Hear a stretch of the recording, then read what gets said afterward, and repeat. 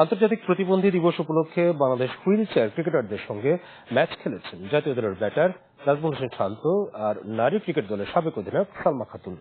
প্রতিবন্ধীদের অবহেলা না করে তাদের পাশে দাঁড়াতে সবাইকে আহ্বান জানিয়েছেন শান্ত। দর্শক, এই প্রতিবেদন দেখেই শেষ করব আজকের ফুল খেলার মাঠে। কাল দেখা হবে আবারও। থাকুন সবসময় মাছরাঙার সাথে। হুইল চেয়ারে বসে ব্যাট করছেন বাংলাদেশ জাতীয় ক্রিকেট দলের অধিনায়ক নাজমুল হোসেন শান্ত। ইনজুরির কারণে ওয়েস্ট ইন্ডিজের বিপক্ষে সিরিজ খেলা হচ্ছে না তার। হঠাৎ কি হয়েছে এই ক্রিকেটারের?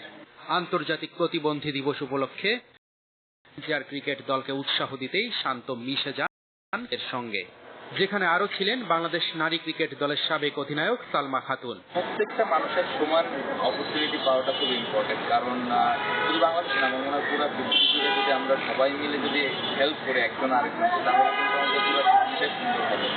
তো আমি আশা করব যে সামনে যারা এই দায়িত্বে আছেন, ইভেন সাধারণ মানুষ যারাই যে জায়গা থেকে পারেন, পাশে থাকাটা খুব ইম্পর্টেন্ট।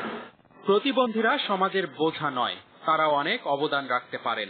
খেলাধুলার মাধ্যমে দেশকে বিশ্ব দরবারে তুলে ধরতে পারেন। তাই প্রতিবন্ধীদের অবহেলা করার কোনো সুযোগ নেই।